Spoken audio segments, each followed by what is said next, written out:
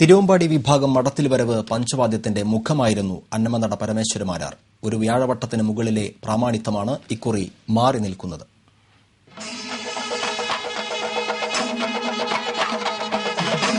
ബ്രഹ്മസ്വം മഠത്തിലെ ആഴ്ചവട്ടിൽ നിന്നും കൊട്ടിലെ ആ വേറിട്ട ചന്തം കേൾക്കാൻ തുടങ്ങിയിട്ട് 4 പതിറ്റാണ്ട് പിന്നിട്ടിരിക്കുന്നു.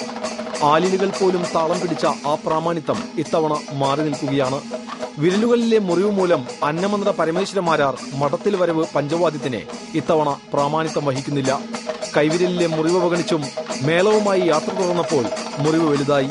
ഇപ്പോൾ തിരുവേഗപ്പുറയിലെ ചികിത്സാ കേന്ദ്രത്തിലാണ് പരമേശ്വരമാരാർ. പഞ്ചവാദ്യത്തിൽ തന്റേതായ ശൈലിയും ചലനങ്ങളും ഭാവഹാവാദികളും പരമേശ്വരമാരാർക്കുണ്ട്. അയത്ന ലളിതമായിരുന്നു അത്. 63-ാം വയസ്സിലും ആയിരങ്ങളെ മേള വിസ്മയത്തിലാഴ്ത്താൻ അനിതര സാധാരണമായ വൈഭവമുണ്ട് പരമേശ്വരമാരാർക്ക്. ഗണിതശാസ്ത്രത്തിലെ സൂക്ഷ്മതയും കൃത്യതയുമായി പഞ്ചവാദ്യത്തിന്റെ നാദലഹരി പകരാൻ പരമേശ്വരമാരാർ വീണ്ടും എത്തുമെന്ന പ്രതീക്ഷയിലാണ് മേളപ്രേമികൾ. പരമേശ്വരമാരാരും അതുതന്നെയാണ് പറയുന്നത്, ഞാൻ വരും.